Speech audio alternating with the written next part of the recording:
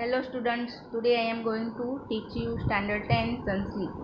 Chapter 4 जनार्दनस्य पश्चिमः संदेश। जनार्दन यानी Lord Krishna भगवान की बात इस चैप्टर में की गई है। पश्चिम संदेश यानी फाइनल मैसेज, भगवान श्री कृष्ण का फाइनल मैसेज। तो यहाँ पर जब जो महाभारत की बात आपने सुनी होगी, जब महाभारत का युद्ध हुआ था उस वक्त में जब युद्ध के टाइम अभिमन्यु की मृत्यु हो जाती है तो भगवान श्री कृष्ण घटोत्कच जो भीम का पुत्र है उसको संदेश दे के धृतराष्ट्र के पास भेजते हैं। तो उस समय का जो वार्तालाप है इस चैप्टर में दिया गया है। तो यहाँ पे दिया है, इसलिए हम इसका सबसे पहले अभी इंट्रोडक्शन देखते हैं। तो सभी स्टूडेंट ध्यान देंगे। In Sanskrit literally field great poet, Bas is well reputed for writing plays. He has written 13 plays which are known as Bas Nat Chakram. The excerpt presented here is taken from his one act play, Dut Gatottakacham, which is one of these 13. The theme of the excerpt is based on the Mahabharata. Battle of Mahabharata is going on in Kurukshetra and today Abhimanyu is unjustly killed in it. Hence Arjun is very sad and has announced to kill them who had killed Abhimanyu. In this tragic situation, Sri Krishna thinks to try once again to situation of Pandavas in front of Dhritarashtra and Duryodhana. Sri Krishna plans to convince Dhritarashtra. He selects Gatotchakra as his envoy and sends through him a message of treaty, but engrossed in the madness of war, Duryodhana, his companion Sakuni and others are not ready to listen to the message of treaty. At last, Gatotchak makes then listen to the final message of Sri Krishna. The interesting dialogues of Gatotchak and Envoy with Duryodhan and Sakuni produce dramatic pleasure or selecting Gatotchak version of Demonesh as a character. Bas has successfully tried to create an impression of demonic tendency of Duryodhan on mind of audience. On one hand, Gatotchak, son of Demones, behave like a man, and on other hand, Duryodhana, son of human, behave like demon. Bas with his skillful dramatic art has created beautiful contradiction here. At the end, the misbehavior of Duryodhana becomes the cause of destruction of Kuru race, the whole of his race. The fact one who does not accept the proposal of compromise ruins himself and his family is shown through this play.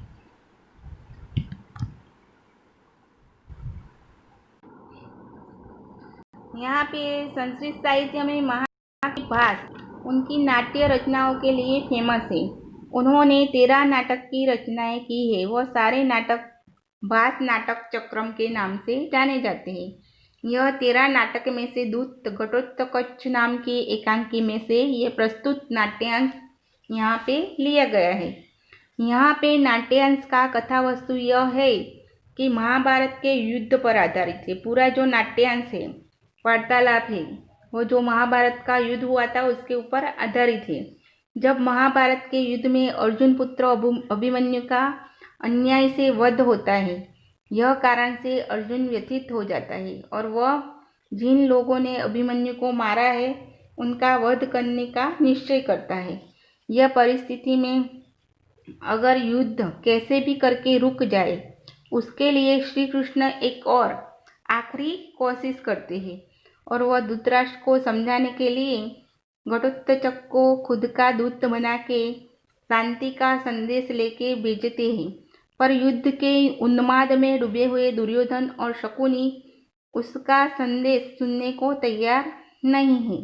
यानी यहाँ पे यह नाट्यांश का पूरा वार्तालाप प्रस्तुत किया गया है, वह अब हम देखेंगे। सो स्टूडेंट, यहाँ पे अब हम चैप्टर 4 का एक्सप्लेन करते ही। ओके, तो सबसे पहले जो घटोत्कच है वो एंट्री लेता है वार्तालाप में, एकांकी की शुरुआत होती है।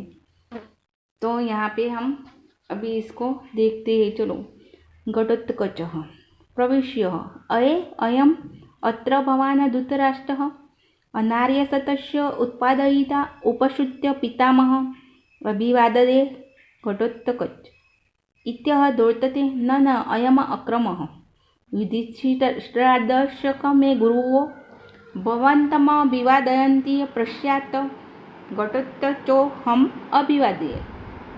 यानी घटोत्कच एंटर होता है और अरे यह पूज्य धृतराष्ट्र है, तो अनार्य पुत्रों के पिता के पास जाके पितामह का अभिवादन करता हूँ, यानी कि मैं आपको नमस्कार करता हूँ। मैं घटोत्कच ऐसे आधा बोल के नहीं नहीं यह सही नहीं है, युधिष्ठिर यानी सबसे पहले मुझसे बड़े हैं, उनका प्रणाम स्वीकार कीजिए, बाद में मैं आपको नमस्कार करता हूँ। ऐसे घटोत्कच इस वार्तालाप में कहता है कि जो मेरे पितामह हैं उनका मैं अभिवादन करता हूँ, लेकिन सबसे पहले जो मेरे बड़े हैं उनका प्रणाम आप स्वीकार कीजिए, बाद में मेरा प्रणाम आप स्वीकार करो। यह यहाँ पे घटोत्कच कहता है। धृतराष्ट्र यही पुत्र धृतराष्ट्र कहते हैं, आओ आओ पुत्र। घटोत्कच अहो कल्याणः खलु अत्र भवान् कल्याणाम प्रसूतिम पितामहमाह भगवान् चक्रायुधः।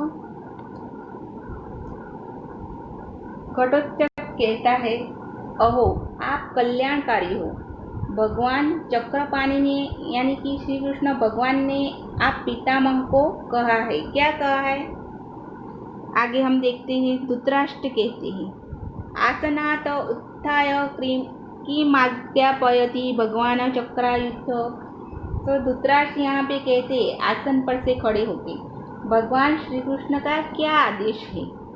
घटोत्कच न न न आसनस्थेन एव भवता श्रोतव्यो जनार्दनस्य संदेशः। तो घटोत्कच यहाँ पर कहते हैं नहीं नहीं, आपको वहाँ आसन पे बैठ के ही श्री कृष्ण भगवान का संदेश सुनना है। धृतराष्ट्र कहते हैं, यदा ज्ञापयति भगवान चक्रायुधः उपविशति।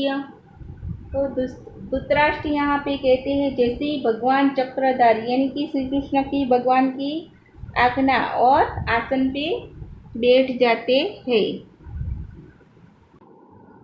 घटोत्कच पितामह श्रूयताम हा वत्स अभिमन्यु हा वत्स कुरुकुल प्रदीप हा वत्स यदुकुल प्रवाल तव जननीम मातुलम मामपि परित्यज्यत पितामह दृष्टमाशुया स्वर्गम विगतोऽसीम पितामह एकपुत्र विनाशतः अर्जुनस्य तावत् ईदृशी खलु अवस्था का पुनर्भवति भविष्यति ततः क्षिप्रम इदानीम आत्मबलाधानं कुरुष्व यथा ते पुत्रशोक समुत्थितोऽग्निन दहेत्म प्राणमय हविरिति। यहाँ पर घटोत्कच कहते हैं, क्या कहते हैं सुनिए। घटोत्कच कहते हैं, पितामह सुनिए, हाय पुत्र अभिमन्यु, हाय पुत्र कुरुकुल के तेजस्वी दीपक, अरे रे बेटा यदुकुल के अंकुर तेरी माता को मामा को और मुझको त्याग के यानी छोड़ के पांडुराज पितामह को मिलने स्वर्ग में चला गया है। पितामह अपने पुत्र का विनाश होने के बाद अर्जुन की ऐसी स्थिति हो गई है तो आपकी कैसी होगी। तो आप शीघ्र ही अपनी तरफ की सारी सेना वापिस हटा लो, वरना पुत्र शोक के कारण आप भी उस अग्नि में झुलस न जाए।